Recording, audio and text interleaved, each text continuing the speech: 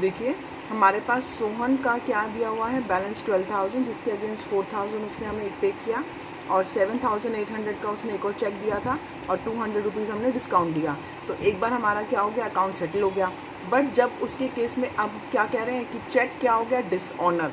तो डिसऑनर मतलब हमें क्या एंट्री पास करनी पड़ेगी, उसे अगेंस्ट हमें डेटर बनाना पड़ेगा बुक्स में, और जितना भी अमाउंट हमें मिलने वाला था उस एंट्री को अब हमें मिला नहीं ना वो एक्चुअल में, तो उस अमाउंट को हमने क्या कर दिया, रिवर्स।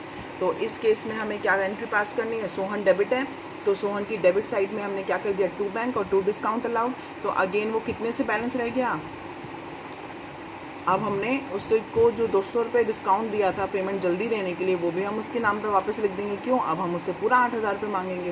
क्लियर है। तो ये 8,000 रुपीज़ क्या हो चुके हैं, अगेन डेटर है वो हमारा, और जब भी पैसा देगा तो हम उसको CR कर देंगे। तो यहाँ देखिए ये 12,000 और 12,000 क्लोज हो गया ना, तो 12,000 डेबिट मतलब आएगा, और 12,000 जो CR में हमने लिखा था पहले उसका मीन्स कि पैसा आ गया। तो प्लस पहले करेंगे, और जो साइड दूसरी चेंज होती है उसमें हमने क्या किया, एक तरह से माइनस किया, पहले 4 माइनस किया तो 8 बच गया, 8 भी आ गया तो 0 रह गया। इस तरीके से अकाउंट बैलेंस होता है। ठीक है, उसके बाद हम ये दोबारा अच्छे से प्रॉपर्ली बाद में सीखेंगे। तो अभी हम क्या बात कर रहे हैं, हमारी जो अप्रैल 27 की जो एंट्री है वो देखिए कौन सी है, Sohan's account debit 8,000 to bank account and discount allowed. तो ये रिवर्स एंट्री पास हो गई, 8,000, 7,800 एंड 200। ठीक है, तो ये हमारा क्या हो गया, डिसऑनर के केस में जो एंट्री हमने रिसीव की पास की थी वो जस्ट उल्टी हो जाती है, मीन्स अपोजिट। ठीक है, उसके बाद देखिए हमारा जो नेक्स्ट है दिनेश। दिनेश की हम बात करते हैं एक बार। दिनेश की देखिए क्या कह रहा है, वापस से लाइन पढ़ेंगे। Dinesh was declared insolvent, means government ने या कोर्ट ने उसके ऊपर इतने केसेस आ गए कि वो इंसॉल्वेंट हो चुका है, मीन्स अब उसमें कैपेसिटी नहीं है पे करने की।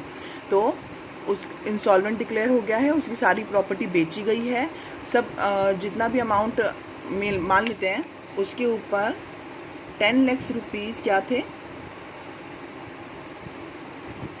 डेट्स। ठीक है, उधार था, क्रेडिट था, और उसकी सारी प्रॉपर्टी बेच के अमाउंट मिला हमें 6 लाख रुपए। तो 10 लाख रुपीज़ था उधार लोगों का, सबका टोटल हमने किया, और 6 लाख रुपए उसकी असेट से रिसीव हुए। तो इस केस में क्या हुआ, जो 6 लाख रुपए मिले और on the proportion of 10 lakh rupees कितना अमाउंट मिला, 60%। तो हम सबको क्या करेंगे, जिसका 1 रुपये का भी उधार है तो उसे हम क्या देंगे, 60 पैसा। क्लियर है। तो यहाँ पे यही लाइन बोली गई है, आप पेमेंट ऑफ 60 पैसा in a rupee received from his state, means state के अगेंस्ट बेचने के बाद हमें 1 रुपी पे 60 पैसा मिला है, मीन्स 10 लाख के ऊपर 6 लाख रुपए। ये मैंने आपको जस्ट एग्जांपल दिया है, ना हमें बेड डेप्ट्स का अमाउंट पता है डेट्स का, और ना ही रिसीव अमाउंट, हमें हमारे अमाउंट के अकॉर्डिंग कितना मिला है।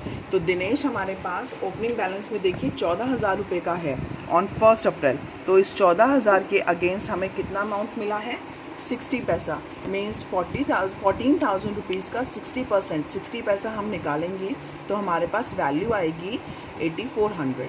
ठीक है, तो 8,400 को हम रिसीव्ड अमाउंट दिखाएंगे, और जो 40 पैसा हमें नहीं मिला वो हमारा बेड डेट्स है। तो हमारे लिए देखिए एंट्री कैसे होगी, कैश मिला, कितना मिला, 14,000 का 60 पैसा। तो आप 14,000 का 60 पैसा या 16% कैसे भी निकालेंगे, 0.60 पैसा मल्टीप्लाई करेंगे तो 8,400 आएगा, और 14,000 का 0.40 पैसा निकालेंगे तो 5,600 आएगा। ठीक है, तो दिनेश को हमने CR कर दिया, बैलेंस का ख़त्म कर दिया, अमाउंट लॉस बुक कर दिया। बेड डेट्स मतलब ये हमारा बेड डेट्स हो गया, बुरा उधार था जो हमें मिला नहीं। ठीक है, तो ये लॉस है हमारा, और ये कैश रिसीव्ड हो गया। तो इस तरीके से हमारा क्वेश्चन नंबर 11 ए कंप्लीट होता है। इसके बाद question number 11 B, I hope आप लोगों का हो गया होगा, उसमें 1-2 हो सकता है आपको प्रॉब्लम्स आई होंगी, उसके लिए मैं आपसे डिस्कस कर रही हूँ। देखिए हमारा 18th बी का सॉल्यूशन मैं आपको सेंड कर दूँगी, और 18th ए का भी जितना प्रोसीजर मैंने आज आपको समझाया है, जिसमें देखिए आपके पास अप्रैल 2 को राम से जो चेक मिला था, उस चेक के लिए हमने क्या किया, उस चेक को डिपॉजिट कराया था नेक्स्ट डे। तो नेक्स्ट अगर हमें सेम डे डिपॉजिट होता तो हम एंट्री क्या करते, bank account debit to Ram.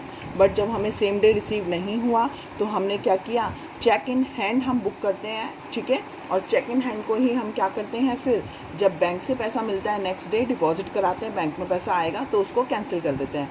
अगर आप देखें इन शॉर्ट तो चेक इन हैंड डेबिट है और चेक इन हैंड क्रेडिट है। तो ऐसे केसेस में डेबिट क्रेडिट को अगर हम हटा दें तो नेट एंट्री क्या है, bank account debit to Ram. सिर्फ डे चेंज होने के कारण हमें 2 एंट्री पास करनी पड़ी। चेक इन हैंड मतलब चेक हमारे हाथ में है, लिया है हमने, बैंक में नहीं गया, to Ram, and then bank में डाला जिस दिन तो bank account debit to cheque in hand. ठीक है।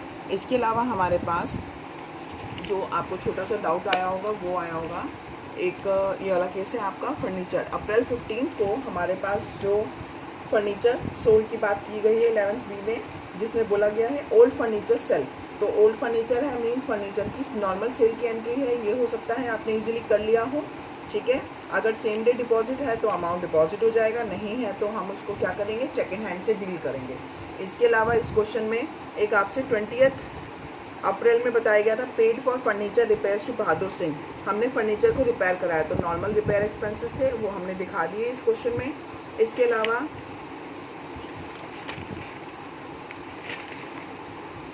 बैंक चार्जेस आए थे 28 अप्रैल को। बैंक चार्जेस मतलब ये भी हमारा खर्चा है और पे कहाँ से हुए, बैंक से।